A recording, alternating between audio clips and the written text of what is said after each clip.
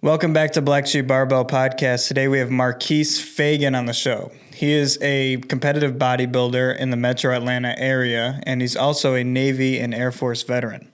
As always, we're looking forward to a great conversation with Marquis. We're going to talk a little bit about bodybuilding. He's a veteran from Air Force and the Navy. Yeah. So we can dive into that a little bit, what keeps him up with his training, what keeps him motivated, disciplined to continue his training style, and talk a little bit about his whole bodybuilding journey. Yeah. So welcome to the show, Marquis. You work with a coach and everything? Yeah, my coach is on Instagram. His name is DJ Pure out of California. Nice, man. How long you been working with him for? I've just been working with him for maybe a couple of months. I had another coach before him that kind of went sour, so I decided to go a different route and located him. So I've been working with him since October, so about a couple of months now. Nice. Yeah, I know it's super important, having a good coach, somebody you're comfortable with and everything. Oh, yeah, definitely. So yeah, it was time to switch it up. I was with my last coach for about 6 years, and it was just time to make a change. So. Yeah. Kind of get, different personalities, different thought processes on training and the way things go. And I was seeing you used to be in the military, correct? Yes, sir. Nice. What branch were you in? I was in 2 branches, actually. I was in the Air Force and the Navy. So. Oh, really? I used to be in the Army. I'm actually wearing my old company sweatshirt right now, actually. Yeah, my dad was in the Army, so he told me not to go to the Army, so that's how I ended up in the Air Force. You got that advice, right? I was the first one in my family, so I didn't have too much guidance. Gotcha. Yeah, my granddad was in the Army, dad was in the Army, and then I switched it up and went to the Air Force. So. Nice. I'm curious, did they tell you anything of, why you shouldn't go to the Army? No, not really. Just my dad's friend was a lieutenant colonel in the Air Force, so he was just like, yeah, go there. So yeah, that's kind of how that happened.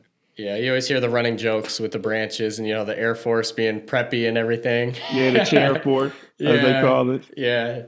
Yeah. So, yeah, I did the military. I did a total of 12 years, active and reserve. So. Oh, nice. That's awesome. A lot of experience there. Yeah. It was cool.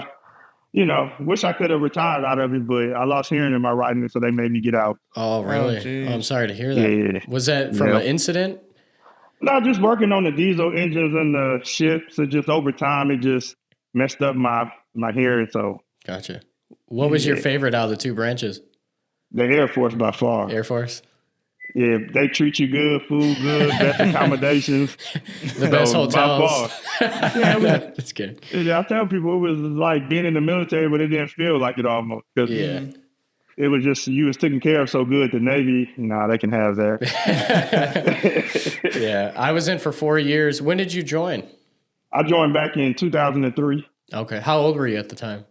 I was 18, like right out of high school. Same here. I was 17. 17, joined right when I graduated. I graduated in 2017. I had like 2 months of my little summer break and then went right off to basic training. Turned 18 in basic. Yeah, literally that's how I was. I had the summer break and then I was gone after that. So. Yeah. Were you ever big into working out prior to that, or do you think the military kind of sparked some of that interest? I always played sports, so I ran track and played football, and I had some track scholarships and stuff, but I knew I didn't want to go to school, so that's how I ended up in the military. So I always pretty much worked out, not as far as in-depth as bodybuilding, but I always was into fitness. So yeah, always some type of training and just staying active. Yeah, and it started back honestly from WWF as a kid, seeing Hulk Hogan and stuff as a kid. I just always wanted to look like a wrestler. Yeah. So. Yeah, I would sit in front of the TV and do push-ups and try to make my chest jump like they did. Yeah, pull some inspiration from those guys, right? Like, I want to look like that one day. Exactly. So, yeah, fitness has always been something that I've always been into, though. Awesome, man. Awesome. Yeah, I give my military days a lot of credit for really staying on a routine, right? Gotcha. Always staying active somehow, some way, whether it's a little bit of cardio, training, just kind of, I adopted that mindset to always try to do something physical, right? Just keep my body moving all the time. Oh, yeah, you got to. I always preach that, like, health is wealth is what I always tell people. You want to stay active, keep you healthier, so definitely. I definitely agree with that. It's the root of everything. Mm-hmm. Oh, yeah.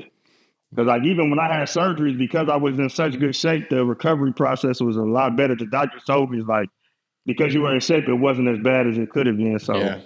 Oh, yeah. That's definitely. That's overlooked. That's overlooked a lot, and that's something we actually have yet to talk about is the recovery aspect when you're already in shape. Oh, yeah. You can recover a lot faster. Yeah, you can. Like it was kind of crazy because I had like 3 surgeries within like a 3-year span, but Oh, each wow. time like I bounced back quick. Like people didn't even realize I had surgery because I got back into tip top shape so fast because your body is just it's so used to it. Like once you get back into the mood, it just does what it's supposed to do. And it was just like I never missed a beat. Yeah. So Jeez. That's awesome. And you're from Georgia, correct? no, I'm originally from Ohio. Oh, you're from, okay. Gotcha. But you live in Georgia right now? Yeah. Okay, nice. Yeah, we're up in Michigan, and so I primarily train out of my garage. I have like a little nice garage set up, and man, it's been a pain recently because cold weather's coming in.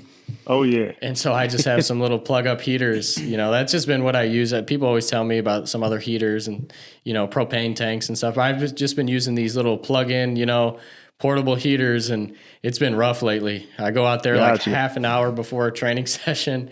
I'm laying out a barbell in front of the heater. Plates are cold. So just around that time of year where, you know, the training gets intense because of that. Oh yeah, up there, I don't miss those days at all. Like y'all can have the cold weather. It gets cold here, but not as long. No, it only lasts maybe a month or two, and then it's back warm again. So Yeah. That's how it was when I was down there. It would be like every once in a while, like jacket weather, and then other than that, it was fine. I miss that. I do. But now, we can't even touch the barbells. They're so cold. And we're doing like this deadlift thing. Mm-hmm. Oh my gosh, it's freezing. Gotcha. Do you have a specific gym you train out of down there, or you kind of bounce around? No, I got a couple of gyms. Like my main gym is by my house. It's called Fitness 2020. It used to be a Gold's gym, but they sold it to another company, and it's called Fitness 2020 now. Mm-hmm. And then there's another big gym down here called Madhouse Gym in Mapleton, Georgia, where a lot of the bodybuilders work out of. So I go there like when I'm at work because it's like an hour from my house. So gotcha. I think I've heard of that gym when I was down there. I think it wasn't. It's not. Where's it at? Where's that one located? Madhouse. It's off of Veterans Memorial in Cobb up in Cobb County. Oh yeah. Okay. I think I've driven past it before. I've never been there, but I've seen it. Oh yeah, it's like I guess it's kind of like a Bev's gym down here, like a vintage. Like it's like the biggest gym here where a lot of the pros go to and stuff like that. So it's kind of have a big name down here. Nice. Yeah, Ethan used to be in Fayetteville. Yeah, that's what he was telling me. Familiar with Fayetteville? Yeah, I've been down there a couple times, a couple road trips down there when he was living, just to visit him. It was nice. There was always a lot of nice gyms over there. Yeah, I've never been to any in Fayetteville, I can say. It's only been usually around where I stay at or in the city of Atlanta. Yeah, they had a lot of wellness centers down there. Yeah. The saunas, you know, I mean, just clean, like real modern setups. That's how Fitness 2020 is. It has like the sauna, the pool, it has like a track upstairs. Yeah, that's awesome. So it's kind of cool. Yeah, I used to go to my first one I went to was Piedmont Wellness Center. Everything down there's Piedmont. I think it's like all the health stuff. But they were like the super like commercial gym, and it was way overpriced just because of the area it was in. Gotcha. And they even had a problem. I remember one time I was deadlifting. They had a problem with like deadlifts and stuff.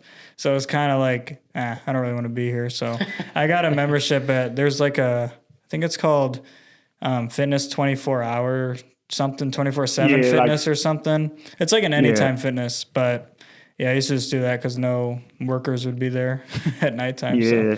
So that's the hardest thing, like you said, is like if you're trying to do any type of movements like that, certain gyms, they kind of frown upon it. That's why I love going to Madhouse, because they actually have two separate gyms. One is like with all the deadlifts and stuff, and then the other one is more for the bodybuilding stuff, but you can get it in there. Like Fitness 2020, they're kind of picky, and so it's not really like a bodybuilder's type gym. So that's awesome. I just make it do what it do. I like how they have that, you know, that separation where you can tell, like, okay, a little bit more hardcore, you know, you want to deadlift or do some powerlifting movements over here. Oh, yeah. And then, you know, your machines and everything, kind of more bodybuilding style. We just got off of a vacation. We were down in the Keys in Florida. Gotcha. And we were trying to find some places. We were down there for, like a week? Yeah. And we were trying to find some places to train at. I'm like, I don't want to go a whole week without, you know, working out. Exactly. And we found two different ones, really nice. There was one that was founded, it was open in the 90s? No, the 80s. 80s. And it was just, oh my God, super grungy, like cool setup, super hardcore. But it was established in the 80s, and you can tell that they didn't they didn't change anything. Right. Rusty weights, old classic machines. I was like, oh my gosh. People were telling me, I was posting pictures of it. They're like, you're going to need a tetanus shot after working out there. y'all would definitely love Madhouse because that's how it is. Like none of the equipment even match. It's like stuff from all over the place. And like you said, it's real grungy, but that's what I love about it. Is like, I don't need the pretty gym. Like I'm in there for one purpose. Exactly. And that's to get my physique right. Like I like that type. If it's too pretty, I feel awkward. Yeah. And it's funny because the gym that we went to following that one was super brand new. You know, super nice, laid out rogue racks, bumper plates. And I had to ask the owner, I'm like, can we deadlift in here? She's like, yeah, you're fine. And it was nice. We don't have any areas like this up in Michigan. Well, we probably do, but I have yet to see any. They had a whole like recovery center with cold plunge tubs and a sauna in the same room. And I mean, the day pass was pretty expensive, but I was like, hey, I think it's worth it because we get to see what this is like. Gotcha. And after our training session, you know, I was like, we got to take advantage of this. Went in the sauna. We were doing the hot and cold therapy back and forth. Sauna, cold tub. I want to do that one day. How was that? Because I heard it works, but. Yeah. So I have some experience doing cold baths. I've done cold showers regularly. I used to have, I still do, a horse trough in the backyard. Gotcha. And I would fill it up with water. And, you know, during the cold seasons, it would just get cold itself naturally. So I do a little cold plunge in the morning just for a little bit. But it is crazy the difference going from a sauna immediately to that cold tub. And I haven't done it in a while, but it was, I felt like super relaxed afterwards. I think we did 2 rounds of sauna and cold plunge, but those tubs get super cold. Gotcha. It's like your feet, you know, your feet, my feet were like the worst part. My feet are freezing. I'm like, I'm fine, but my feet. That's the worst part. We were like super. It was like I was ready to go to bed after that. Dude. I felt like super mellowed out after. Yeah, but like I said, that was my first time doing the hot and then the cold, back and forth. Gotcha. Yeah, I kind of have a funny story. I went to go do cryotherapy one time. Oh boy! And I'm like, well, I got scared. I mean, I lasted a minute, but I kept feeling like I was burning. So I told the lady, like, "Yo, get it off. I got to get out." Yeah, so I'm never probably doing that again. Because you hear all the stories, and then they give you like this whole rundown of you can't sweat, you got to be completely dry. So I think it just mentally screwed me. I was just like, am I sweating? I was like, I got scared and got out after like a minute. Yeah. So, I have yet to try one of those. But yeah, I know what you mean, that stinging feeling, right? Yeah. And it was just weird because there's like, if you sweat, you can get like all these 3rd-degree burns from it. And I'm like, my God. So the whole time I was just thinking like, am I sweating? So I was just like, nah. So I just had them do. I have like a little gun that does the same thing where they could just put it on certain body parts and just spray it with the gun. So I was like, yeah, just do that because I'm not trying to get the Antonio Brown effect and have frostbite on my feet. Yeah. Yeah, it was definitely a cool experience. I wish we had something local like that. I definitely utilize it a bit more. Yeah. Just overall, I mean, it's just great for recovery. And, you know, it's hard to find. And obviously, you know, a facility having those is going to be a bit more expensive, which I get, you know, it's common sense because they have, you know, those things that you can utilize. But yeah, it was definitely an experience. It was cool. It's something that I'd like to try again. And I always tell Ethan, I'm like, man, it'd be a dream to have like this in my house. Yeah. And it's weird because I saw the other day where they had like a combination pack where it's like a home sauna and a cold bath together. It's like really $800. And I was thinking about getting one to put it in my basement. Just like you said, to have that stuff at home, because we have places here. Thank God they're not in gyms, but we have a lot of places here that do it. But you spend so much money because you have to go so much where it's like, I would rather spend $800 and then I can use it whenever I want to. So. Exactly. I remember my first experience with a cold tub. Before I bought the horse trough, I found like this it was like a rubber little tub. It looked like a pool, like just a basic blue pool you could buy from your local store. And it was smaller. And I got it on Amazon and I put it in my basement because it was the wintertime. So I'm like, oh, hell no. This is my first time doing cold baths. So I'm like, there's no way in hell I'm putting this thing outside. And it was plastic. So I'm like, it's going to, you know, it's going to like probably cut through this pool or whatever. Yeah. I don't even know what is like latex material, some type of rubber. Yeah. So I put it in the basement, and I remember the first time I tried it, water's coming out, it's spilling out on the floor. I'm like, oh, damn it. Yeah. But yeah, I had to upgrade to a horse trough after that, which they're nice because they have like the little they have like a little plug so you can let the water come out, flush it out, and change it out. Gotcha. So I was looking at your Instagram. So you competed last year? Yeah, I competed a few times last year, and then I actually just my last show was this past August. So I competed August of this year as well. Oh, nice. And is that all the same as the NPC men's physique? Is that yes, sir. Okay. Yeah. So how did you get into that? Like, when did you start doing that? I got into that about 2017. It's kind of funny because honestly, I really didn't know anything about bodybuilding. Honestly, like I've always was into working out, but I didn't really, other than like Arnold and Ronnie Coleman, I really didn't know too much about bodybuilding. And my brother-in-law one day was like, "Yeah, I'm about to go to this bodybuilding show," and he's like, "I got an extra ticket. Do you want to go?" I'm like, "Sure." I never into one. I guess it'd be cool to see some big dude or whatever. So I went to the show, and I'm like a cocky kind of guy. I feel like I can do anything. So as we're sitting there watching the show, I look at my brother-in-law. I'm like, "Man, I can do that." Yeah. And literally, that was in March, and by June, I was on stage doing my first bodybuilding show, which I did horrible though because I was trying to coach myself in YouTube. Yeah. But I did it. So that's kind of how I got into it. Literally just went to a show and was like, you know what? I can do that. Yeah. And been doing it ever since. So about 7 years now. That's awesome. Sometimes I feel like seeing stuff like that in person kind of, you know, when you always see videos and stuff and, you know, clips on social media. But when you see it in person, you're like, you know, I think I can do this. Yeah. I always tell people that it's like seeing it in person is nothing compared to looking at it online. Like definitely. Just seeing these dudes, you're like, this is unbelievable. Like when I went to the Arnold Classic the first year and saw those guys, I was like, this is crazy. Like, he didn't even look real. Yeah. So just seeing it in person sometimes, it gives you that. I've joked around with Ethan before. We've been at like sports events, baseball games, and when you see it in person, like, oh man, I can do that. No, like, bullshit, like, no way. But you see it, you're like, I can hit that ball. Yeah. What? So how is your training any different from like before you did bodybuilding? Was that like a big change for you to like start training that way?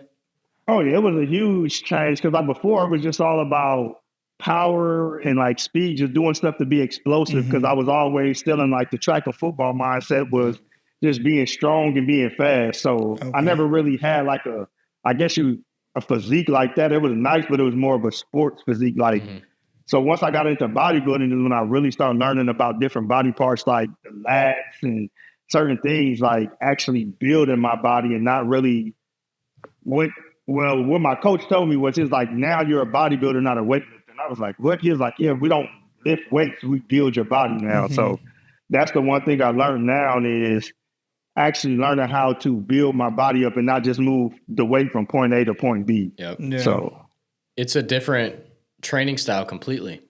Like completely different. Like even just working, like once I started, like my coach would only have me do like one body part per workout. So that was just different to me. Like, man, I'm gonna just do a whole workout of just back. Like I was used to doing full body, like might do a couple exercises of each body part and then leave. Yeah. But now it was just like, yo, we're gonna do this exercise to hit the upper chest. This exercise gonna work the mid chest. This exercise gonna work lower chest. I'm like, what? Yeah. Like it's that in depth. I'm like, okay, I just go in and just do bench press. And that was like the only chest exercise I ever did. I was like, so I definitely helped a lot, but I loved it because like just seeing the physique change, I was like, wow. Yeah. And I fell in love with it. Like after that, I just really fell in love with it. Yeah, that's definitely one of the biggest like perks of bodybuilding is you really, hone in on those smaller muscles that are overlooked a lot. Oh yeah. And with me, I train more so like powerlifting style. I've been doing it for years, and that's just moving the weight from point A to point B. But yeah, bodybuilding, you're really, honing upper chest, your lower chest, mid chest, everything, getting real specific with developing those muscles, which, I'll say that's kind of the downfall with powerlifting is you're overlooking a lot of those smaller muscles that you can develop. You're working a lot at one point doing your compound lifts, but that is one thing I really like about bodybuilding is you're just honing in on that specific muscle, developing it, and just watching your overall physique grow from that. That's what I always hear about too is like, bench press. Everybody loves bench press, but I guess it's like the worst one to like develop your chest. It's really just for strength. Like incline bench is way better, or dumbbell press. Any incline movement I've heard is just always the best if you want, overall chest development. Oh yeah, that's why you see a lot of bodybuilders. Most of our movements are all mostly incline type presses. We don't really do any like regular just flat presses hardly ever. Yeah. So, but yeah, regular bench press is just strictly a strength movement. It's not going to really build too much because you can't get too deep into the movement. Yeah. So it's really just for your strength. Like right now, my coach had me doing a little bit because we're trying to get our strength up just so we can build denser muscle. But outside of that, we never really do bench press at all. Right. Do you do a lot of deadlifts at all? No, we do a lot of rack pulls, not really pulls. deadlifts too much. I do rack pulls and then squats, but yeah, we don't really. And the reason why we don't do the deadlifts too much because in men's physique, we try to keep our waist real small. Yeah. And the deadlifts can kind of make your waist a little blockier, so we try to stay away from that. I've heard the same with barbell squatting. Yeah. Yeah. So you got to be careful with it. So yeah, that's definitely something I've heard a lot. A lot of bodybuilders will kind of shy away from those movements just because what you said with the thicker waist. Because obviously, you guys are competing in that show and you want to have, as thin of a waist as possible. Exactly. I've always heard that with barbell squats, deadlifts, they just kind of make that midsection and your waist a little bit thicker, which, again, it's like, well, it depends on what are you focusing on? What are you training for? Is it the strength you're going for or your physique? And right now, this is going to probably sound crazy. I'm doing this program called Deadcember. So you're actually you're deadlifting every day. Oh, wow. Every session, 5 days a week, you're deadlifting, but it's a strength focused program. So the whole end goal is how much can we pull by the end of this month? Gotcha. And we do this month and then we do Squattober, which you're squatting 5 days a week in every year, month of October. And I've been doing those for many years now. And that's currently what I'm doing right now is Deadcember. But I think after these months, I definitely want to change it up a bit and maybe try some bodybuilding style training and kind of focus on that for some months because really I never have. No. I think for the past 5 years, it's been strength focused for me. Yeah, and I always tell people sometimes I did a YouTube video because I got like a YouTube for my Pump Addicts 419 as well.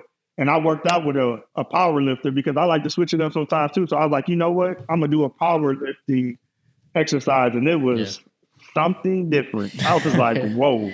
Yeah. So I like to switch it up because like you said, it just tricks the body. So there's nothing wrong with switching it up every now and then.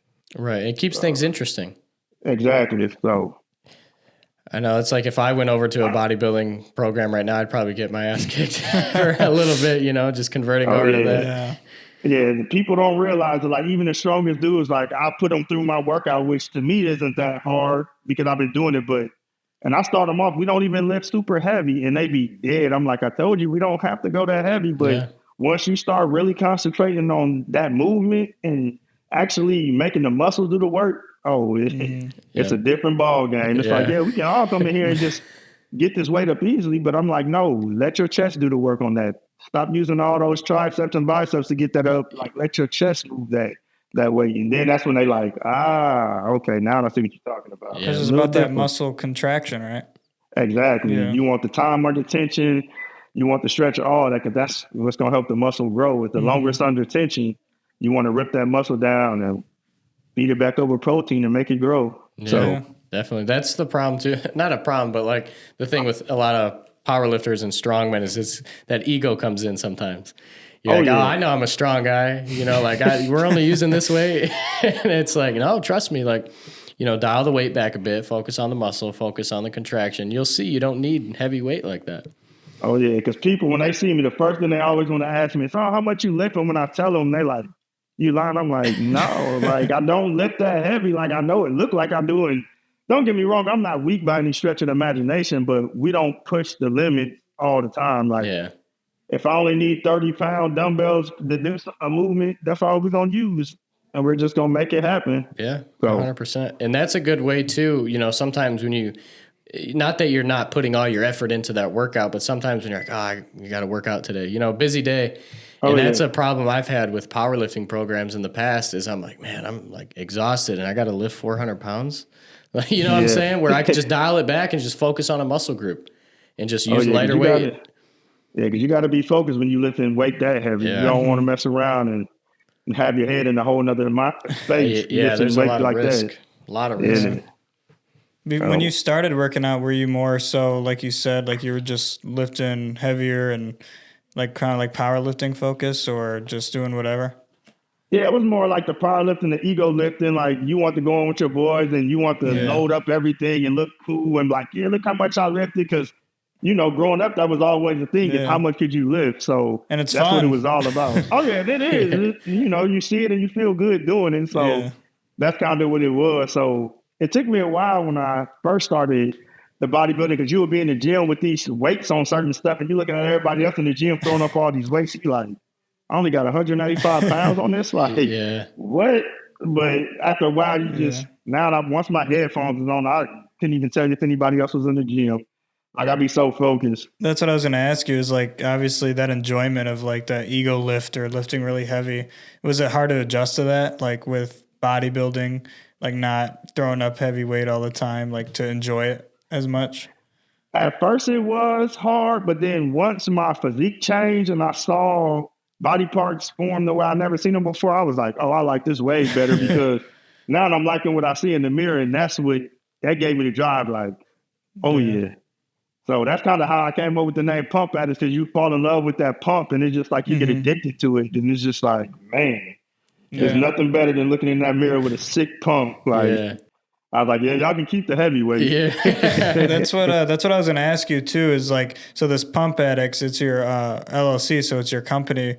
Do you have like a website? Do you sell stuff? I don't have a website yet. I just kind of promote it on Instagram right now, and I need to actually get a legit website. But I just promote it on there now because I like train people on the side as well, lifestyle. Yeah, I do lifestyle training. I don't really do the competition stuff because it's just way too in depth with me trying to compete. Yeah. So I just train people that's just trying to, stay fit just for lifestyle purposes. So, okay. Yeah, and I have like some merch I haven't really sold yet. Like I just like the sweater I got on now, and I made like a few just for me, but I need to, actually make it legit and actually get a site, to be honest. It's definitely a process. I know we're in the works with that too, merch and stuff like that. It really, your lifestyle plays a role in it, and you just get busy sometimes. Oh yeah. That's the number one thing is just like you said, just the time. Like I finally got the LLC, and then it was like I made a few stays, and I'm just like, man, I know I need to do more. And it's just like so much, much to do. Yeah. It's expensive too, man. The clothes, like we've been trying with that. We have like our own hats and our shirts, but it's just for us because honestly, just it's just a lot to do, like trying to get into that and put it for sale. Like it's definitely something we plan on doing. And I know you're going through the same thing, but yeah, it's a big investment for something, you're not sure how many people will really buy into it, So me and my wife had thought about getting our own press and was like, just make them ourselves and kind of just do something to order. Like don't really have like an inventory, like just do it to order just to see how it goes, because my whole thing is about profiting as much as possible. So it's like, if I can do a lot of this stuff myself, like I'm not going to pay somebody to do it. Yeah. So manufacturers sometimes they charge a lot. Yeah. Okay, go ahead. I was just going to say, there's a lot of risk that comes with it because it is a big investment financially. And that's why you need to kind of see your clientele beforehand, and which I like that idea that you were just talking about. And that's something I did in the past was try to make them locally. Like if I could do it myself or I know somebody that does this, like shirt printing or anything like that. There's these machines called Cricut machines. I've used them in the past where you come out with the logo, the design, and you can just iron it on there. And it's pretty much the same thing the manufacturers are doing, but that way like, okay, hey, I got these 5 people that are interested. I can make it real quick, probably take me a couple hours. And that way you're not forking up $1,000, plus dollars, and then you only have like 10 people. Yeah. Oh yeah, because like my old coach, that's what he did. He made his own merch like right in his gym, and I would sit back and pick his brain. Like he would literally, while I was there, like I would order something from him. He'll pull out a hoodie, the stencil, hot press it right there on the spot. I'm like, here you go. I'm like, yeah, this is what I need to do, because I'm like, this is so much easier. Yeah. And it was simple. I'm like, that's all it takes to do to make a sweater. I'm like, oh. And they're quality. They're quality. You couldn't even tell the difference. Not at all. And I still have them and watched them a million times, and they haven't came off or anything. So I was like, I definitely, because I'm all about saving money. That's why I had to learn how to edit my own YouTube videos and everything. I'm like, I'm not paying somebody to do this stuff. Right. So And it's good skills to acquire anyways for the long run. Oh yeah. Right? When you know your quality of work and you start doing it yourself, and then let's say in the future, you're in a position where you can hire somebody else and you can compare, well, I don't really like, I know change this, or I know how this should look, and I kind of want it this way. And you already have that knowledge prior because you know how to do it yourself. Exactly. Yeah. So, because even with that, like what I've done before is if I didn't feel like recording myself, I would hire somebody to record my videos. But I said I can edit them. I just need you to record the footage in certain angles. So what they would do is record them. I'll pay them, but then I would download all the footage and edit it myself. So I got those angles, but I can edit it to my liking. So it all works out. Definitely. Yeah. I know we've always had conversations too with people, especially regarding this podcast. They're like, well, what's going to make your brand different? Right? I'm sure. I don't know if you've ever gotten that before. Somebody's asked you, well, what's going to be like your niche? What's going to be different? And I know like with our podcast, I'm just curious to ask you that question as well. And with our podcast, I always express to people, it's like within fitness, everybody has a story. Oh yeah. Everybody has something different from, your average gym goer to people that are fitness influencers. Everybody's got a story why they got into this thing. And everybody's got a reason as to why they stick with it. And I feel like the biggest thing that we want to do is we want to find that reason in people and have them share it. Share to other people, why is it that you're keeping up with this? How has it helped you? And really, I think the biggest message and what we want to try to get out there is to show how beneficial the gym is, to show how beneficial fitness is physically, mentally, spiritually, in a sense, right? And how it can help you in so many different aspects of life. So yeah, I'm just curious, like to ask you kind of with your brand and everything, like what is like your message? Like kind of what is that thing you want to express and get out there to people? My whole thing is just about health as well, but just about being as healthy as possible and just spreading that to the world. Because like right now, a lot of people don't really take their fitness serious. To me, I don't believe, so that's one of my main goals is just health is wealth. And it's just like, be your best self. Yeah. Like I always tell people, be the best person that you can be. Like, don't worry about nobody else or comparing yourself to anybody else. Just being the best person that you can be in your fitness goals. So that's just my thing is just getting more people in shape because I feel like it's needed, especially nowadays with all this sickness and cancers and stuff going around. It's just like, at least try to help yourself a little bit by being as healthy as possible. So that's just one of my things is doing that and just keeping it entertaining at the same time. Like me, I love my gym outfits and shoes. So that's kind of one of my niches too. I like to wear fresh outfits and Jordans, brand new Jordans in the gym. So that's my thing. I just got a new outfit that I'm wearing today. A Kill Crew outfit just came in the mail today. I'm nice. Can't wait to put that on tomorrow for the gym. So it makes the workout that much better. I tell people, like, it does. Like, it's just one of those things. Like when I get a new outfit, and just feel like the workout is better. So you get a new shirt in or whatever, and you're like, man, this shirt's making me look good. Enhances the workout, right? Yeah, and then also coming up in January, well, I got my first trip in February. I'm gonna start traveling to different gyms and recording. So the first gym I'm going to is in February, Alpha Leg out in Houston. Oh, nice. So I'm gonna start traveling to different gyms around the country and recording that because a lot of people aren't doing that. So like you said, as far as how can I stand out is, okay, well, instead of just showing myself at my gym all the time, I can show workouts and show these other gyms in case people want to go visit those as well to kind of make mine stand out a little bit different. So I love that idea. Just kind of having that showcase of different gyms. That's something we've talked about. And when we go on vacation anywhere, we're always checking out the gyms in the area. Oh yeah. We got to, like, we got to see, we got to see what they have, As part of our vacation, that's like literally in the planning. It's like, how far is this gym from where we are? I'm like, how are we going to fit this in? I'm the same way. My wife can't stand. I'm like, I'm going to a gym. Like, you fucking work out good again. I'm going to go to a gym and I'm going to record it. Like, I got to. It's exciting. So, you see new equipment, machines that you probably don't have at gyms back home. Oh, yeah. It is funny because every time we've gone somewhere, it's like the first thing Google, gyms near me. I'm like, oh, hell yeah. I'm like, hey, we're going here. Oh, yeah. The best gyms, and I mean, you're from Ohio, and we've talked about it. Ohio has some crazy gyms. They've got some great like gyms with like the graffiti and the grungy gyms. That was one we went to. Yeah. I don't remember the name of that one that we went to, but there was a really nice one over there. I think it was in Cleveland. Was it Cleveland? It might have been Cleveland. Yeah. We did a little Ohio trip a few summers back. We went to, it was primarily for baseball games. We went to a Guardians game and a Cincinnati Reds game. Okay. And so we kind of, in the Cincinnati area and Cleveland area, we were checking out some local gyms. I don't know if you're familiar with Westside Barbell. They're more they're more powerlifting focused. They're down there. I don't remember what city they're in, but they're in Columbus. Yeah, I lived in the city where that was at. Yeah, I moved down here from Columbus, and that's where Westside Barbell is at. Yeah, and it just seemed like everywhere we were just finding cool gyms in Ohio. I'm like, oh my god. Oh yeah, Ohio has a lot. And it's funny because I didn't even realize until I got into bodybuilding. So I went back last September for my mom's birthday, and I was in Columbus, and I found several gyms that I didn't even know existed. I'm like, he's been here this whole time? And I had a blast. I had a super good time down there. So yeah, the one Ethan was talking about with the graffiti on the wall was similar to the one you train at with the having it separated. Yeah. So they had like a bodybuilding area, and then they had a back room where they had deadlift platforms, and it was like the whole powerlifting / strongman area. They had squat bars, deadlift bars, competition plates for powerlifting, like the colored ones.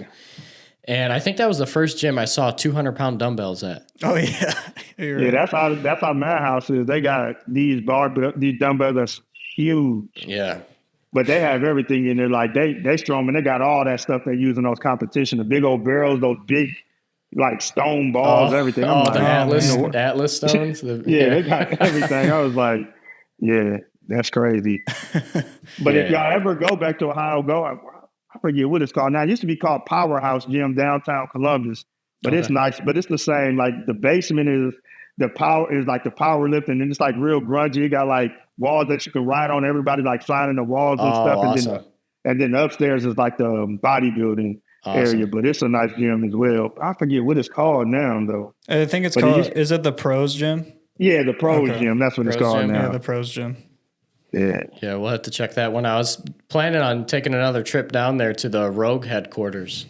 Okay. I've been before. Super nice facility. They don't really let you work out, but you can walk through and see all their equipment that they have on the website. Obviously, it's the headquarters, but it's pretty cool. They have all their apparel when you walk in, and then they have this section where you walk to the back, and it's like a full gym. They got everything that they sell on the website in there laid out. Okay. Wow. Yeah, super nice. So I'm... Probably in like a week or two, I might try to go back down there, and I'll definitely have to check out that gym. Pros Gym? Yeah, Pros Gym. It's real nice. Yeah, that's something. It's funny that you mentioned that, though, with, taking trips and recording in different gyms. Because like we were talking about, that's always been like a thing with Ethan and I. We go somewhere, we're like, we got to check. We got to work out. We got to check out a gym. How much is the day pass? Exactly. So, yeah, that's what I'm going to start doing next year is just go somewhere for like 2 days, 2.5 days, flying in one day to just chill, the next day go to the gym, and then fly back home. And it don't take much. Awesome. So yeah, Alpha Land's gonna be cool. Yeah, I hear so much about it. I was like, you know what, that'll be my first one. I've never been to Houston either, so I was like, you know what, that'll be a nice little trip. Never been to Houston, and everybody talks about this gym that has like 3 different types, like an outdoor gym and 2 indoor gyms. So should be interesting. Yeah. Do you keep up with like a lot of influencers like bodybuilders or anything like that on Instagram? Yeah, pretty much. That's all my Instagram is pretty much all influencers for the most part, either amateurs or pros. So that's all I pretty much follow on all my social media. Do you know who, are you familiar with Russell Orhe at all? He's more so in like, he's a power builder. So he primarily does powerlifting, but he kind of like secondary to after his powerlifting movements, he does like a full on bodybuilding workout. Gotcha. So he does both. Yeah, Russell. He had a gym down there in I think it was Houston. Okay. It was called Corrupted Strength. It was a beautiful gym. Brand new equipment, all red and black, like theme, black walls, and all his machines and stuff had his logo on it. And it was all red. And I think he closed it down just because there were some issues with like the leasing or something like that. And it sucks because that was when I was like, man, I want to check that gym out one day. And I think it was in Houston. Yeah, I think so. Check, see if it was Houston. I think it is. But yeah, that's one thing. Like, it sounds funny, but I would probably easily go somewhere for a trip solely for checking out a gym. You know? Oh yeah, like that's a great trip for me. Like that is a great trip. I've always that's all I thought, pretty much do is work, family, and gym right now. So. yeah, that's it. That's our lifestyle. It's a simple lifestyle, but it's worth simple, it. but I love it. It's fun. So. I've always talked about wanting to go to California and checking out some of their gyms out there, like Gold's Venice. Gold's Venice. I'm gonna go there when it's warm though, because I want to enjoy it. Because it gets cold in Los Angeles, so I was like, I'm about to go there down there warm one. Yeah. Oh, it was called. It was in Summer Park Drive, Stafford, Texas. That's Stafford, Texas. So I don't know how far that is from Houston, but I don't know. It says it's closed, right? Yeah, it's closed down now. I don't know. Yeah. It's still giving me the hours, but yeah. Yeah, that's another one I wanted to check out, and yeah, it's just funny talking about that because we're always like, yeah, let's go take these trips and check out these gyms. Oh yeah.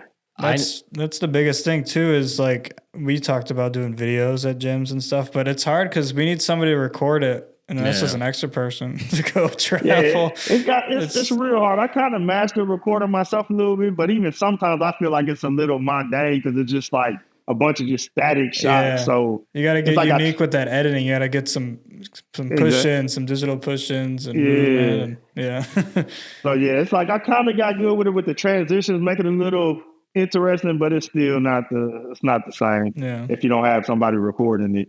So what do you rock with right now as far as like recording equipment? Like, are you solely off the phone? Do you plan on getting a camera? Solely off. I have a camera, but I don't use it. I have a Sony camera, but I find myself still using my phone all the time. They're good quality now.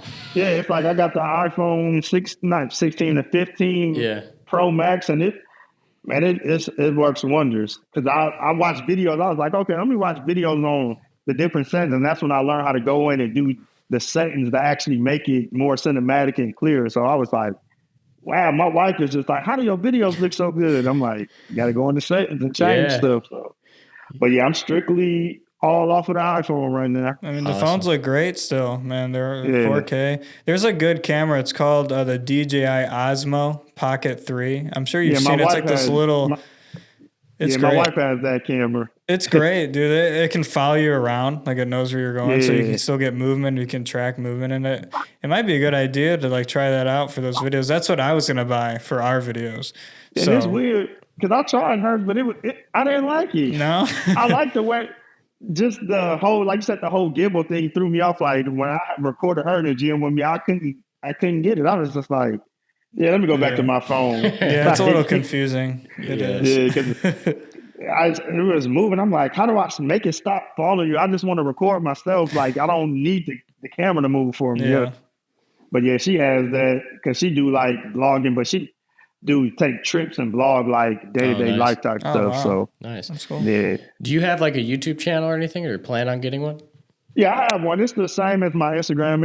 It's Pump Addicts 419. Okay. So it's fairly new. So nice. And so as far as like your trips that you're going to be taking and kind of making that content, is that something you're going to really dish out on YouTube a lot? Yeah, it's going to be on YouTube. And then what I'll do is I'll do shorts to put on Instagram to feed people over to my YouTube channel. Like new video dropping, go check it out on my channel. So, but all those will be primarily the full videos will be on my YouTube channel. Awesome. What's your process been with building your social media platform? Ooh, man, It's a big topic. I know it's a process. Yeah.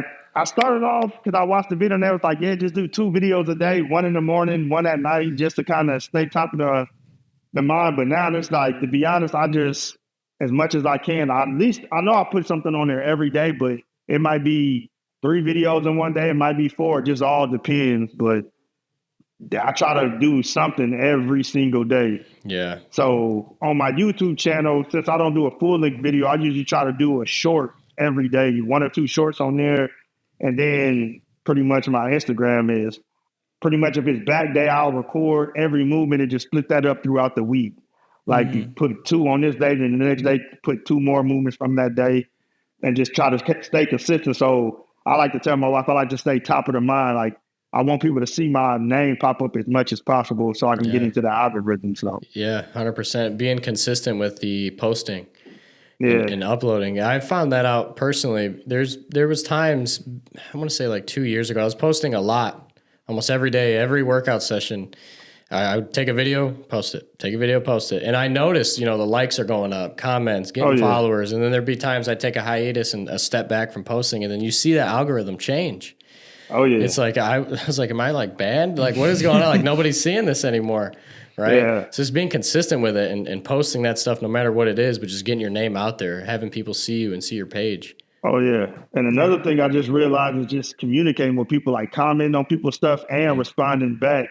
Like that helps out a lot too. Because at first I would used to just like people's stuff, but I would never really put comments under there. So now I just start, commenting on people's stuff too and just open up conversations. So then they might see the comment and be like, who is this? And then actually go over to my page and actually subscribe. So yeah, definitely. That's been something that's been super fun with this podcast is interacting with so many different people, having these conversations, right? Digging deep and seeing what everybody's all about in their training. It's been super fun. Just all these other, people we've been able to meet.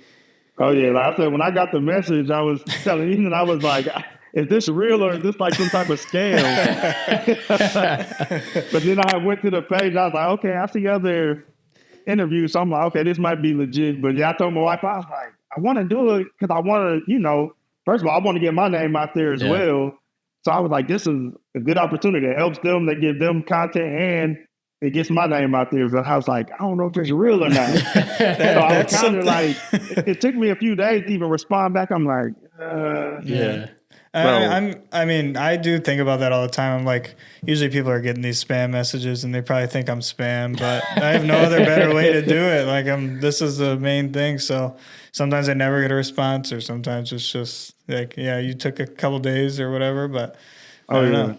It worked out. That's good though, man. I mean, it works out. Exactly. And I'm a firm believer, like you said, everybody just helping each other. That's why once I realized it was real, and I was like, I'm always down for it. Because like I said, I'm in the same field trying to build my product. So I was like, you got to give people a chance. So, because some people are looking like, oh, it's not a big channel. I don't want to waste my time. But it's like, but when they blow up, then you're going to be mad. Yeah. So, like, dang, I should have did that interview. Now these guys are big and I blew them off. Like, Gym bros looking out for each other. Yeah. Exactly. You have to, though. It's like, and I'm a firm believer that's how you get blessed as well. It's like, it's just showing love to other people and not just being selfish. Like, hey guys, come follow me. But then if somebody reach out to you, you just kind of like, I don't have time for it. Like, you can't grow that way. So that's the thing. A lot of people that are already at that point that we want to be at, they overlook a lot of the smaller stuff, but they also forget that we all got to start from somewhere.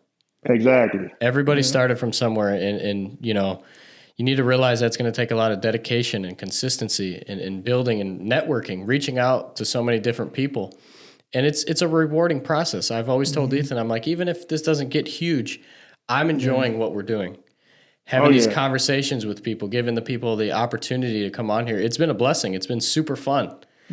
And I hate that, how a lot of people overlook, smaller companies or companies that are just starting, because like you were there once too. You were at that point. Exactly. And that's the biggest thing is like these podcasts, a lot of them are always these like famous guys and stuff. Or I don't care if you have 2 million or 200 followers. I just want to have a conversation. It's like everybody's, their own person. They have a story to share, especially gym related. Like it shouldn't matter who's on it, Exactly. It shouldn't. And like you said, you never know who you run into. It's like, you just never know. Like having a conversation one day, and then you all pull this up one day and be like, dang, I remember I interviewed that person. Like, wow.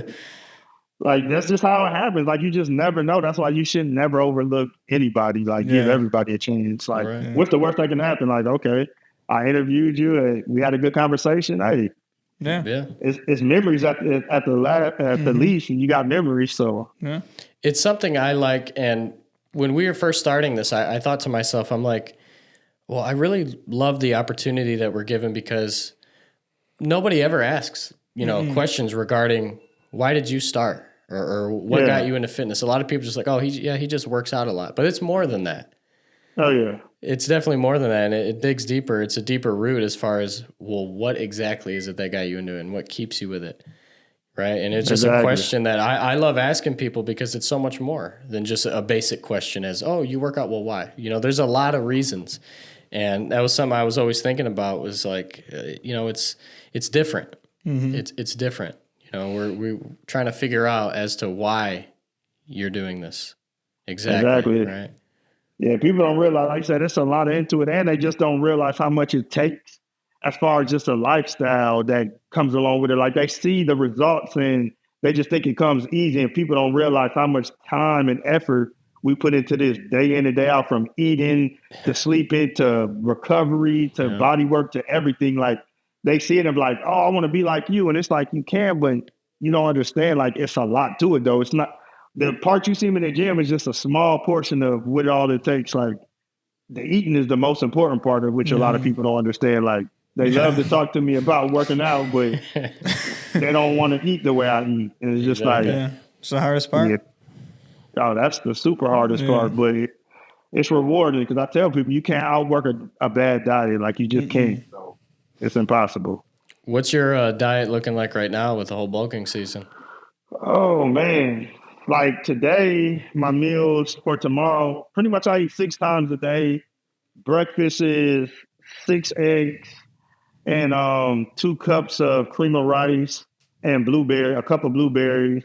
Then after that, I eat like on my tomorrow's my high carb day. So I eat 6 ounces of turkey for my first meal with 2 cups of rice and a cup of green beans. The next meal after that is 6 ounces of chicken, a cup and a half of rice with some almonds. Then after that, I go back to 6 ounces of turkey, cup and a half of rice, and green vegetables again. Then my fourth meal is just a bagel with sugar-free jelly and natural peanut butter.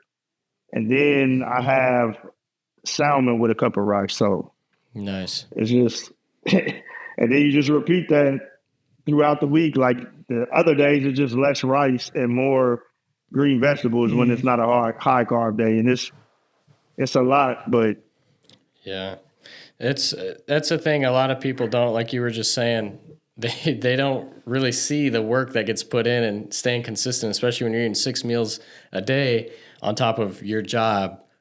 On top of everything else you got going on in your life and trying to get these meals in, and then plus your training, you're planning, everything. It's a process. Yeah, being a father, being a husband, it's like, I hate when people say, I don't have enough time to go to the gym. I'm like, stop it. You're like, please cut it out. I'm telling people, I'm like, you can't give yourself an hour a day. I'm like, you going to flip through Netflix for an hour. Exactly. Like, go to the gym. I'm like, dude, I got a full-time job. I got a wife. I got kids, and I still find time for everything. Like, nobody's lacking. My kids, my family, like, you can do it. It's just, how bad do you want it? I tell people it's a lifestyle. It's like, not a hobby for me. Yeah. So time management, right? There's a lot of people that'll spend, half an hour sitting there scrolling through TikTok. Exactly. So you could do a 30-minute workout. Like exactly. Like you could have been to the gym and worked out.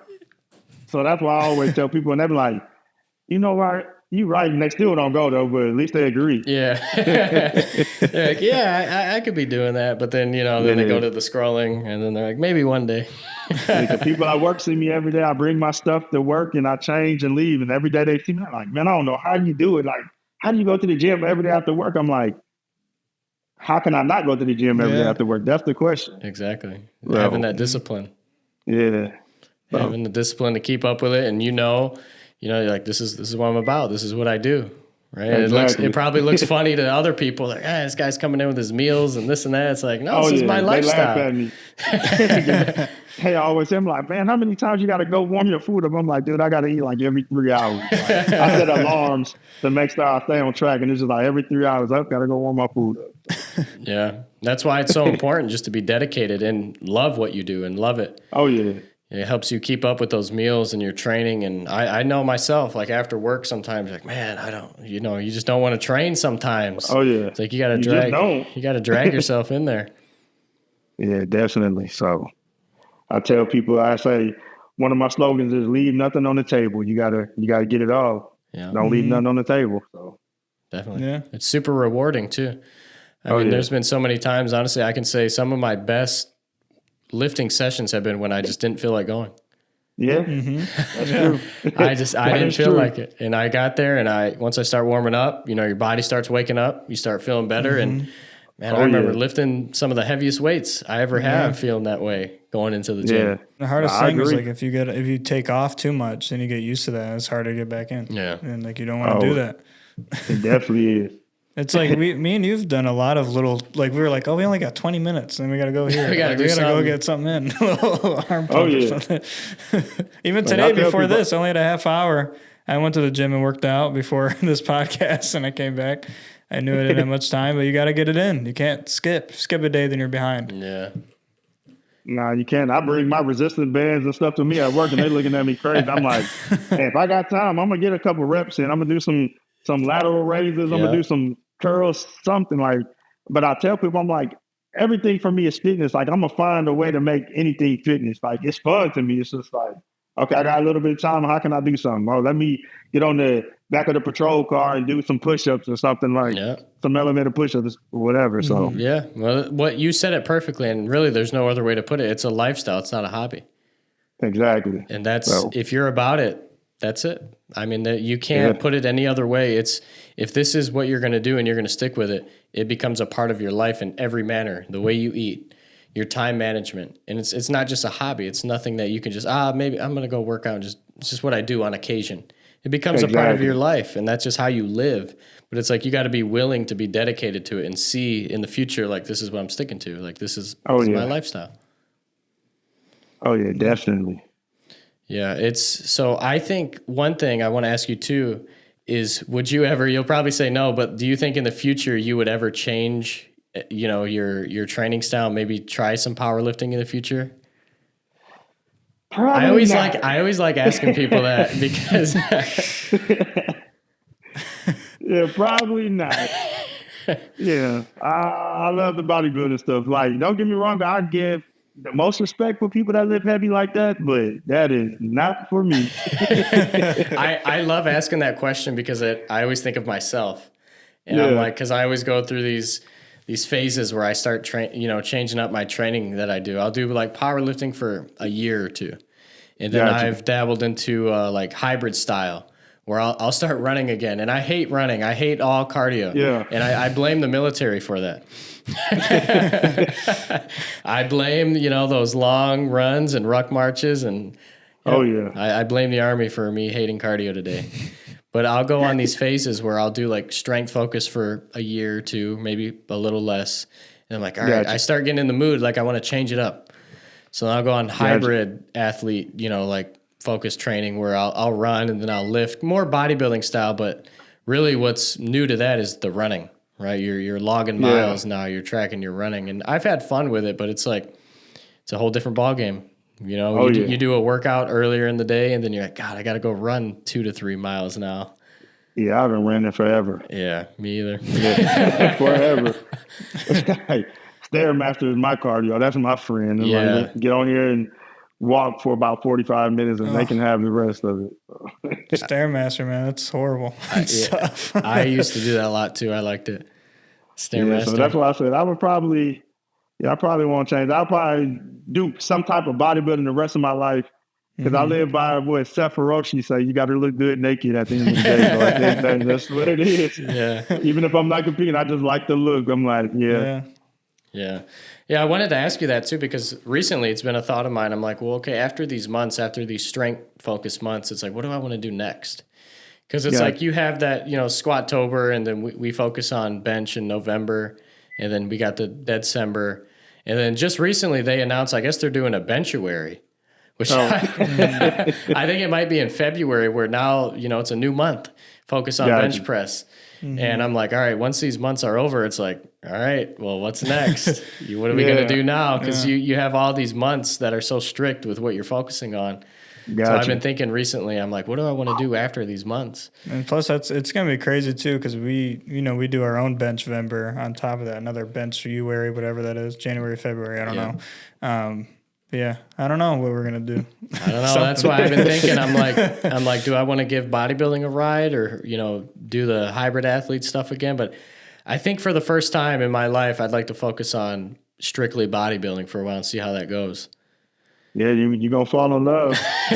Be careful. I know, right? I tell people, be careful. You'll fall in love with it. You're going to see shreds and certain stuff in areas you never seen before. You're going to be like, I never want to go back from this. Yeah. Like, to be honest, I hate when I'm bulking. It's like, oh, my God. It's just like you look in the mirror and you look nice. You still got a shape, but it's just like, Yeah. I don't like this look. Like, can we start cutting again? The abs are starting to get a little fuzzy. Exactly. You're like, You oh, kind of no. see a shadow of abs, but it ain't like it used to be. Like, you got to actually flex them hard instead of they just being there. It's like, Yeah. man. You tell your coach, you're like, hey, we got to start the cut right now. Exactly. Every day is like hoodies and sweatpants. I'm like, nope, covered up in this gym. What's been your process with finding a coach and everything like that, like a solid coach? Because honestly, that's something, if I do start bodybuilding, I want to look into.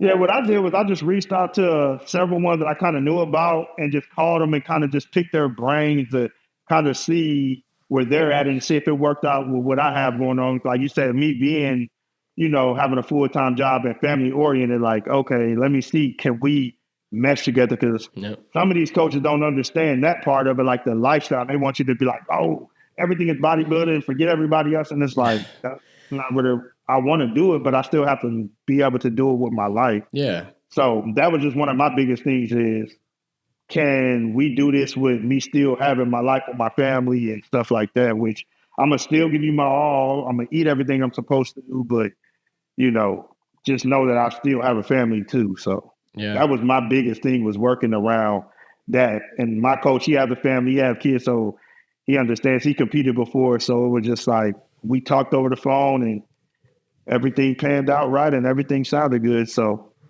yeah, it's super important having that balance. Oh, yeah. Especially when you got a busy schedule. And that's a lot of things, people see a lot of these influencers and they get discouraged and whatnot. It's like, that sometimes a lot of these guys, that's all they do. Yeah, that's all they do. Like, that's do. their job. Their job is fitness. Yeah. Right.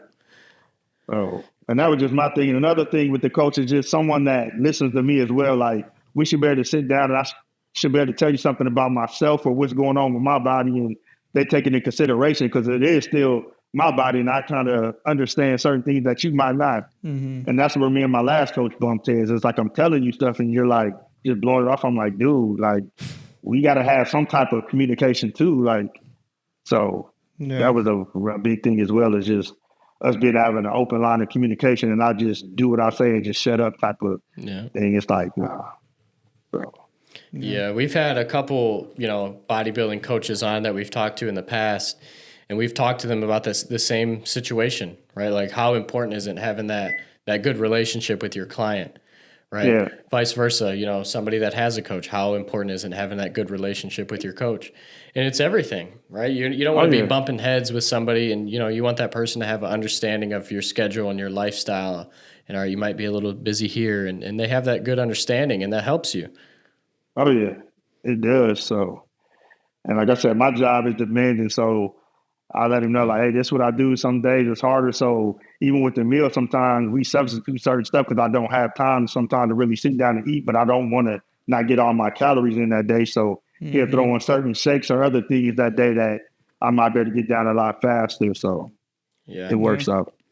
Definitely. I always give, people with full-time jobs and stuff like that, busy lifestyles, so much credit when they're keeping up with their fitness. Really, they're a testament as to other people and to show other people it's possible. Oh, yeah. You can do it. Mm-hmm. Maintaining that busy lifestyle on top of training and everything like that, it's demanding. It is very demanding. I know. Yes, it is. Yes, it is. And plus, it's got to be hard. Like, I'm sure you have friends like, hey, let's go out here. Let's go out to eat. Let's go do this. And you got to stick to your plan. It's difficult. Oh, yeah, no, it's not hard for me anymore. No. I remember those days, too, being on a strict diet. Yeah. Now it's just like, I'll tell somebody in a minute and I'm good, bro.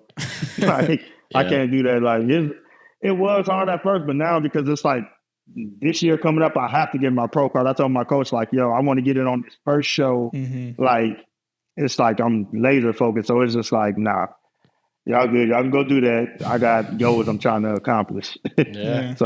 Yeah, I remember being, when I did like my last cut, I was super strict with it. And going out, with friends or even family, right? Oh, yeah. Even family. I had my meal or we go out to eat. I'm like, no, I'm good. Like, I'll come along, but I can't have that. They're like, oh, come on. You're fine. One meal won't hurt you. I'm like, no. I'm like, yeah, stop. that's my favorite line. One meal won't hurt. One meal won't hurt. That's it right there. Or a holiday. Or a holiday's the worst. Yeah, my last few shows was over Thanksgiving break and Christmas break last year. And it was just like, I'm at the family functions with a freaking meal prep container, like, this is bogus. Like, I'm never going to enjoy the holidays. Yeah, I remember hearing that line all the time. One meal won't hurt you. I'm like, no, you don't get it. I'm like, you don't get it. And then one meal turns into more meals. And that's what they don't understand, that one meal is going to turn into more, because now you introduce your body back to those certain things, and now it's going to start craving it. Yeah, so and it messes up your system too. I noticed, dude, when I was on a strict diet, when I was trying to bulk up when I first started, there was like a few times where I would go out to eat on the weekend and have something else, and it did not sit right with me at all. Yeah, exactly. I was messed up. Did not. That's my fear with strict diet still. I mean, I'm just like, I don't know if I want to go through that again. But well, you get into a rhythm where once you start eating really clean and you're primarily just drinking water, like you realize you're not missing out on much. You kind of, well, you're missing out. I don't want to say that, but you realize you don't have those cravings anymore. Yeah. Oh yeah. And it's so much easier to just go along. Yeah, because I don't, even when I'm not really prepping, like you said, I'm like that now. And it's like a bad meal for me is going to $5 or getting pasta. And I consider that bad. And people are like, what? I'm like, I just don't crave like fried foods or certain stuff anymore like that. It's like, I just don't like sweets now. That's my hardest part. Like when I have to take my sweets away, I'll be struggling at first. But like the fried foods and breads and certain stuff like that, I'm like, I don't eat that really anyway. Yeah. You just got to get it out of your system. Yeah. Popping sweets is, that's hard. What's your like favorite, like sweet, would you say? Oh man. Everybody's got their Kit Kats and Swiss rolls. Oh, Little Debbie, Debbie snack. Little Debbie, baby. Little Debbie snack cakes. Yeah, those will be the death for me right there. Dude, I was addicted to those like a couple of years ago, and I stopped pop. And I'm glad you said pop, by the way. I'm tired of people in Georgia saying soda. Yeah, they get on me all the time. Like, what is pop? I'm like, it's pop. That's what it is. It's pop. But I stopped drinking that sometime last year, at the end of last year, and I haven't had it once this year. So I'm just gonna keep it going. Just water. Yeah, probably had like one lemonade, and that's about it. So it's not hard after you stop. You stop craving it. And that's the thing. I have to stop. Like it's weird. Like when I'm cutting, I can stop, but it's like soon as I can have one, it's just like, I'm back on that wagon again, and it's over with. Yeah. One turns into another, and then the next day you're like, now I got 6-pack in the refrigerator, and it's just like, dang, here we go. Yeah, it's definitely that first like bump. You got to get through that first like few days or whatever, where your body's craving it, and then you just settle in, and you're like, I don't need that. Yeah. Wow. Yeah. But yeah, it's definitely it's funny because when he was talking about the Little Debbies, like the little cosmic brownies, those are like a weakness of ours. Yeah. I remember a few years ago, I was bulking up too. I wasn't being super strict. It was like for me doing powerlifting, I was like numbers. I was like, that's what I want, numbers. I want to lift a lot of weight. I was like, I'm going to eat, and whatever I'm eating is fuel. It's fuel for that next workout. I don't care how many carbs, whatever. And it's funny, post-workout, I'd be like, Little Debbie snack. Little Debbie snack. It works. Like when we eat a full pizza, full pizza the night before a PR, it works. That's when that strongman powerlifting. Yeah, you're just like, I don't care what I look like. I don't care my health. I just want to lift this up. But definitely not the best for you, but I'll say it's fun. Yeah, it's definitely fun. But yeah, I'm looking forward to. Obviously I'm enjoying the training I'm doing now, but I'm definitely looking forward to kind of phasing into bodybuilding and trying something new for the first time, and hopping on a strict diet and working with somebody. Yeah. Is that something like you feel like you absolutely need a coach? Like, is that something like you couldn't? Oh, definitely. Yeah.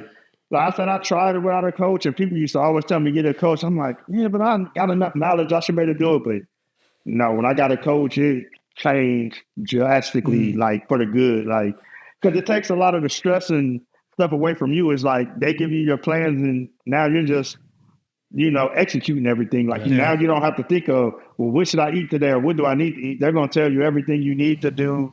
even down to the workouts. And it's just like, it helps. Like, I tell everybody, if they're trying to do something like that, definitely get a coach. Yeah. Do you train with a coach in person, or is it an online coach? This one is online. My last coach was local, but this coach is online. Okay. So is there do you prefer one or the other, or is it pretty much the same? It's the same to me because pretty much I don't really need the motivation. Like, as long as you give me everything I need, I'm going to get it done. So to me, either way, like, because even my coach here, I only saw him like 2 or 3 days out of the week. So it wasn't like every day. But yeah, now it's like I can pretty much maintain it on my own. But some people I know like having it in person just for the push and the motivation. But yeah, me, it's like, I kind of like putting on my headphones and doing my own thing anyways. I don't really like to talk too much or be interrupted, so I don't really need the coach present. Right. Plus, you're already at a point now where you have so much experience.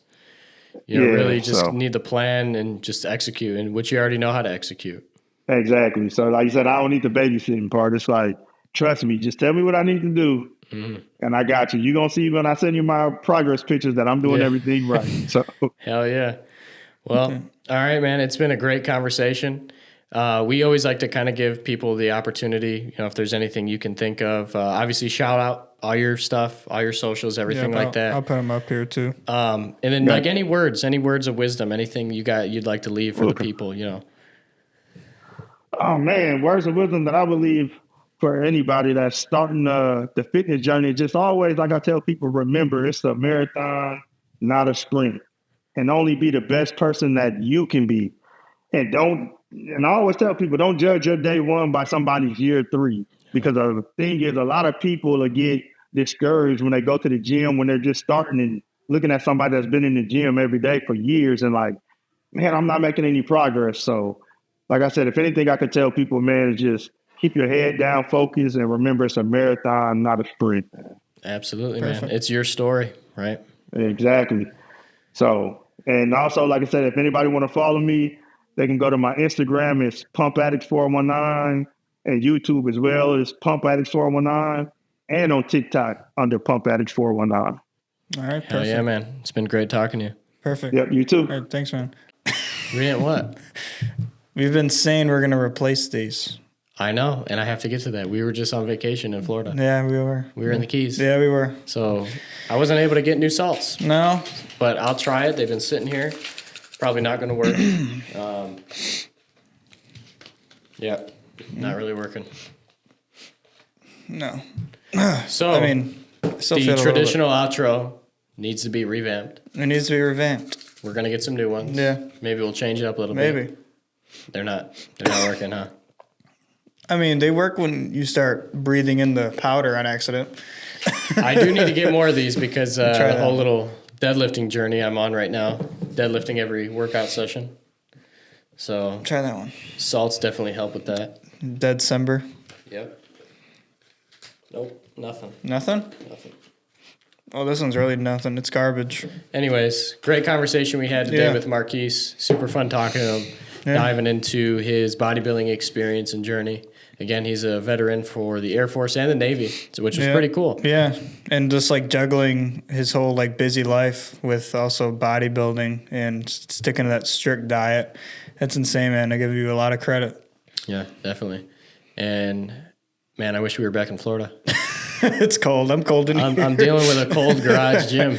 Oh, man, I know. Freezing barbells, freezing plates. It sucks. And he's in Georgia. It's still not even that cold there. He's got it good, man. I miss that weather. I do. It's all right. Well, thank you guys for watching. Marquis, it was a pleasure having you on the show. And take care, guys. Peace out.